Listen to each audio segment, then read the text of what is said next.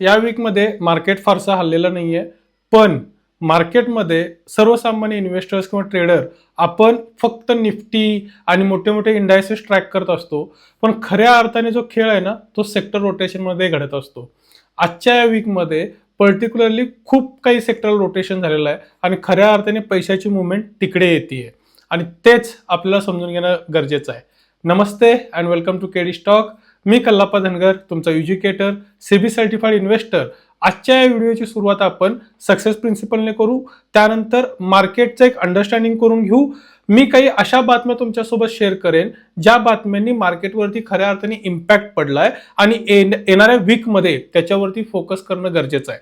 त्यानंतर आपण काही सेक्टर्स बघू ज्याच्यामध्ये खऱ्या अर्थाने इन्स्टिट्यूशनल बायर्स बाय करतायत, बिग प्लेयर्स खरा गेम करतायत आणि त्याच सेक्टरमधून काही सिलेक्टिव्ह स्टॉक्स बद्दल पण आपण डिस्कस करू आणि त्यासोबतच नेक्स्ट वीकचा प्लॅन करून आपण या व्हिडिओचा एंड करू.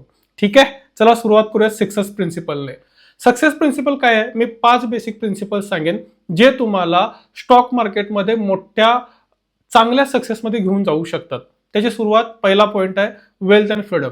आपण जे काही करतोय ते एक मल्टिपल इन्कम सोर्स निर्माण करण्यासाठी आणि अल्टिमेटली फायनान्शियल फ्रीडम मिळवण्यासाठी करतोय. त्यामुळे आपल्याला शॉर्ट टर्म गेम्समध्ये जायचं नाहीये. Please focus on swing trading and value investing, जेणेकरून माइंड शांत राहील आणि खूप चांगल्या पद्धतीने आपल्याला काम करता येईल. Second, health is priority.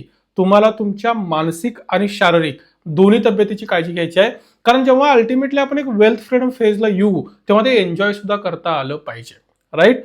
Third, mastery and focus. एकाच वेळेस ना 1000 गोष्टींवरती फोकस नका करू. एक किंवा 2 गोष्ट पकडा, त्याच्यावरती काम करा. तुम्ही जॉब करताय, लेट्स फोकस इट देअर. तुम्ही जे स्टॉक मार्केटमध्ये इन्व्हेस्टमेंट करताय ते पर्टिक्युलर एका सेगमेंटमध्ये करा. ऑप्शन ट्रेडिंग, इंट्राडे मध्ये वेळ नका घालवू. सो ठराविक गोष्टींवरती फोकस करा, त्यात मास्टरी बनवा. Fourth, grow together. तुमचे मित्र, फॅमिली मेंबर्स, जे कोणी तुमच्या सोबत आहेत ना त्यांच्यासोबत तुम्हाला काय वाटतं ते शेअर करा. मग स्टॉक मार्केटची माहिती असेल ती मित्रांच्या सोबत शेअर करा, जेणेकरून तुम्ही एक ग्रुपमध्ये ग्रो व्हाल. आणि जेव्हा तुम्ही लोकांच्या सोबत ग्रो होता ना ते सक्सेस खूप वेगळं असतं. Last but not the least, give back to the society. तुम्हाला ज्या स्वरूपात आपल्या सोसायटीमधल्या लोकांची मदत करता येईल ना त्या स्वरूपात मदत करा. कारण तुम्ही जेव्हा एक सक्सेसफुल लेवलला पोचाल ना तेव्हा तुमच्या मनामध्ये एक सॅटिस्फॅक्शन असेल की मी एकटा तर ग्रो झालोयच, पण माझ्यासोबत मी माझ्या सोसायटीमधल्या काही हिश्श्याला सोबत घेऊन आलोय. येस. सो आता मार्केट समजून घेऊ. मार्केटमध्ये काय झालंय या आठवड्यामध्ये? निफ्टी 50 ऑलमोस्ट 0.4% वरती आले, म्हणजे ऑलमोस्ट तिथेच खेळतीये. मी चार्टवरती पण दाखवून देईन. पण विशेष मुवमेंट जे आले ना, मी लास्ट 2 वीकमध्ये कन्सिस्टंटली बोलत होतो, बँकिंग सेक्टर, पीयूसी बँक्स, म्हणजे लिटरली मला आठवतं आपलं बजेट जेव्हा येणार होतं ना तेव्हापासून या सेक्टरमध्ये काही ना काही घडताना दिसत होतं आणि त्याचा रिझल्ट ओव्हरऑल सगळे मार्केट फ्लॅट असताना सुद्धा बँक निफ्टी 1.6% वरती आली आहे. स्मॉल कॅप 0.2% वरती आहे आणि स्मॉल कॅप 0.2% खाली आहे, तर मिड कॅप 0.2% वरती आहे. आपण जर फॉरेन इन्व्हेस्टर्स आणि डोमेस्टिक इन्व्हेस्टरचं रोटेशन बघाल तर त्याच्यामध्ये असं दिसतंय की ओव्हरऑल मनी फ्लो जो आहे ना तो थोडासा या वीकमध्ये निगेटिव्ह राहिला, पण फेब्रुवारी मंथमध्ये टोटल तो पॉझिटिव्ह मध्ये आहे. ठीक आहे. यानंतर आपण जाऊयात, थोडंसं आपण चार्ट बघण्याचा प्रयत्न करूयात. निफ्टी 50चा चार्ट ऑलरेडी मी ओपन करून ठेवलाय. सो मी लास्ट वीकमध्ये जसं बोललो होतो की एक क्रिटिकल लेवलला निफ्टी 50 राहिली आणि इथून जर सस्टेन करेल तर ती डायरेक्शन देऊ शकते मार्केटची. फक्त 0.4% पॉझिटिव्ह आहे या वीकमध्ये, पण डायरेक्शन देण्यासाठी इतकी सफिशियंट आहे अशा विचाराचा मी आहे. त्यानंतर बँक निफ्टी बद्दल, म्हणजे स्पेसिफिकली ज्या सेक्टर बद्दल आपण सेक्टर रोटेशन मध्ये बोलूच, पण बँक निफ्टी बद्दल जर आपल्याला बघायचं झालं तर ओव्हरऑल मार्केटमध्ये निगेटिव्हिटी चालू आहे. ट्रम्प टॅरिफ बद्दल बोलतोय, खूप काही गोष्टी निगेटिव्हली चालू आहेत, पण at the other hand bank Nifty एकटी स्मूथली मुवमेंट घेते. तुम्ही विचार करा, परत ऑल टाइम हायच्या नियर बाय ती पोहोचलेली आहे. सो सेक्टर रोटेट होत आहे. ठीक आहे. आता काही महत्वाच्या बातम्या ज्यांनी मार्केटवरती इम्पॅक्ट दिलाय. ऑब्व्हियसली एक एआय टूलमुळे आयटी सेक्टर पूर्णपणे डाऊनफॉल मध्ये गेलेला आहे. एकदा त्याचाही आपण सेनेक्स आयटी चार्ट बघून घेऊया. कन्सिस्टंटली 3 वीक, म्हणजे या वीकमध्ये थोडासा ब्रेक लागलाय असं म्हणता येईल, पण तरी सुद्धा 2% फॉल आहे. कारण सुरुवात जेव्हा झाली तेव्हा 7% फॉल होता, सेकंड वीकमध्ये 8.23% आणि आत्ता 2.07%, पण फॉल आहे. हा कुठेपर्यंत चालेल नो आयडिया. बट मी एक उलटी सायकोलॉजी लोकांना सांगत असतो, अशा फॉलमध्ये इन्फोसिस, TCS असे जे मोठमोठे स्टॉक असतात, विप्रो, यांना ना कुठे लोकांनी थोडंसं डोकं लावून व्हॅल्यू इन्व्हेस्टिंगमध्ये विचार केला पाहिजे. प्रोव्हाइडिंग कंडिशन्स, तुम्ही किती वेळ थांबू शकता याचा सगळ्याचा विचार केला पाहिजे.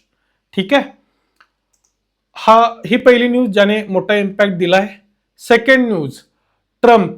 काय झालंय, US मध्ये जी सुप्रीम कोर्ट आहे ना, त्यांनी सांगितलं की ट्रम्प जे काही ओव्हरऑल टॅरिफ्स वगैरे लावतोय ते कम्प्लिटली इलिगल आहे. एका सेक्शनच्या अंडरमध्ये त्यांनी हे क्लिअर केले, पण ट्रम्प त्याच्यापेक्षा मास्टर निघाला. ठीक आहे, या सेक्शनमध्ये हे इलिगल आहे ना, जे आता ओव्हरऑल ग्लोबली 10% टॅरिफ होता ऑन एव्हरेज, त्याने तो लगेच इन्क्रीज करून 15% केला. त्याने लगेच त्यांच्या लोकांना कामाला लावून दुसरा सेक्शन शोधून काढला की हा एक सेक्शन आहे, ह्याच्या अंडरमध्ये मी 150 दिवसासाठी टॅरिफ वाढवू शकतो, मी माझ्या बिझनेस अंडरस्टँडिंगसाठी ते करू शकतो.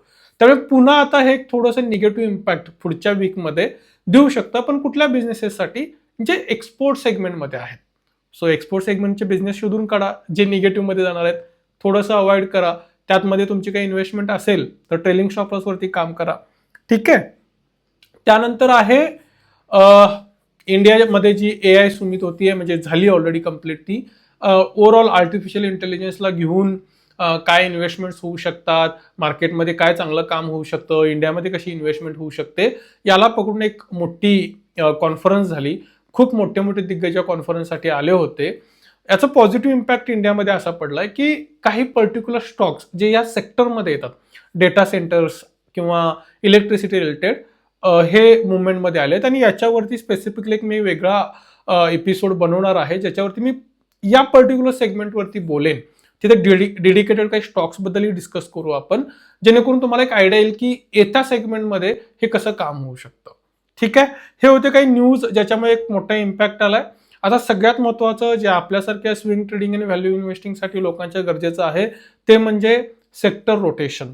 काय झालंय, आधी कसं होतं की US बेस्ड कंपनीजमधून जो पैसा येतो त्या सेक्टरमध्ये जे रोटेशन होतं एक्सपोर्ट बेस, तिथून थोडासा ना फोकस कमी झालाय. म्हणजे IT सेक्टरमधून फोकस कमी झाला त्या टूलमुळे, आणि तो फोकस आता कुठे ना कुठे लोकल गोष्टींमध्ये वळतोय, ज्याच्यामध्ये PSU बँक स्टॉपला आहे, आणि सेकंड पॉवर, एनर्जी आणि डिस्ट्रीब्युशनमध्ये.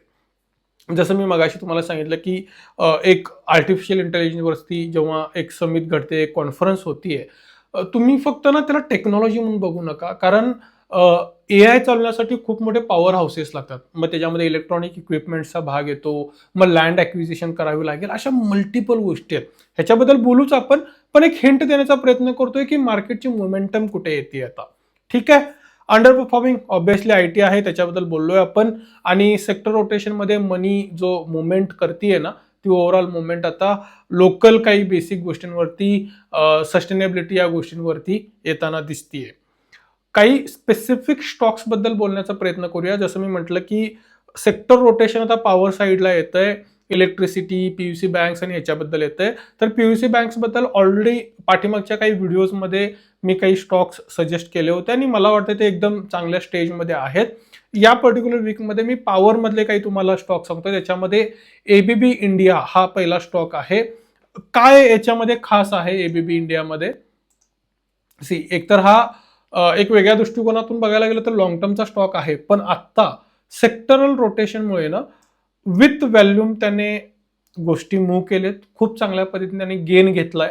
आणि जी EMA30 बद्दल मी खूप काही बोललोय याच्या आधी सुद्धा, त्याला क्रॉस करून तो वरती आलाय विथ गुड व्हॅल्यूम. त्याच्यामुळे टेक्निकल इंडिकेटर वरती ऑब्व्हियसली आहे, सेक्टर ऑलरेडी फोकसमध्ये आहे, त्यामुळे एक पॉझिटिव्ह इंडिकेशन आहे. बेसिक याचं फंडामेंटल करून घ्या आणि एक विचारपूर्वक तुम्ही याच्यामध्ये कन्सिडरेशन करू शकता. याचा पुढचा जो स्टॉक आहे तो आहे NTPC. आपण मगापासून पॉवर सेक्टर आणि या गोष्टींबद्दल बोलतोय. सो गव्हर्नमेंटची सगळ्यात मोठी कंपनी जी पॉवर जनरेशन करते ती ऑब्व्हियसली NTPC आहे. तुम्हाला चांगल्या पद्धतीने या स्टॉकबद्दल माहिती आहे, पण माझी खास नजर याच्यावरती काय, कारण सगळ्यात आधी ना आपल्याला इंडिकेटर घ्यावे लागतील टेक्निकल, आणि मग आपण फंडामेंटलमध्ये जाऊ. सो NTPC हा एक त्यातला असा स्टॉक आहे की त्याने चांगली रिकव्हरी दिली आहे. विथ गुड व्हॅल्यूम दिली आहे, जेणेकरून एक रिस्पॉन्स पॉझिटिव्ह दिसतोय ओव्हरऑल या स्टॉकमध्ये. सो हे जे 2 स्टॉक आहेत ना, यांना या वीकमध्ये कन्सिडर करायला काही हरकत नाही, अशा विचाराचा मी आहे. तुम्हाला काय वाटतं हे तुम्ही सुद्धा सांगू शकता, किंवा तुम्ही काही स्टॉक्स कन्सिडर केले असतील तर ते कमेंट बॉक्समध्ये पोस्ट करा. मी नक्की त्याच्यावरती माझा व्ह्यू पॉईंट तुम्हाला सांगेन. So what is the plan for the next week? खूप सोपं आहे.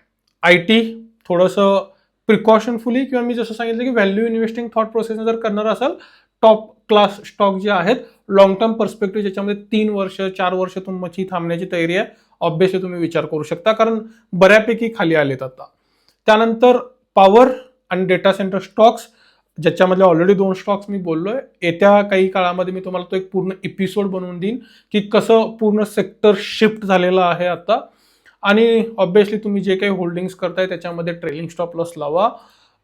से नो टू ऑप्शन ट्रेडिंग आणि इंट्राडे. आपल्याला ऑप्शन ट्रेडिंग आणि इंट्राडेच्या शॉर्टकटमध्ये काही सक्सेस मिळणार नाहीये. हे तुम्ही कदाचित करू शकता, पण त्यासाठी खूप मोठी इन्व्हेस्टमेंट करून बराच डेटा अनालिसिस तुम्हाला करावं लागेल, त्यातून डेप्थ समजून घ्यावी लागेल, मग तुम्हाला सक्सेस मिळू शकतं. पण आपण एखाद्या साध्या मोबाईलवरती बसून ऑप्शन ट्रेड करून पैसे कमवू नाही शकणार आहे. ठीक आहे, हा होता आजचा एपिसोड. तुम्हाला कसा वाटला? तुम्हाला आवडला असेल तर तुमचे मित्र फॅमिली यांच्यासोबत नक्की शेअर करा. कमेंट बॉक्समध्ये तुमचे व्ह्यू पॉईंट मला सांगा. मला त्याच्यावरती आन्सर करायला खूप आवडेल. ठीक आहे, thank you so much. Let's grow together.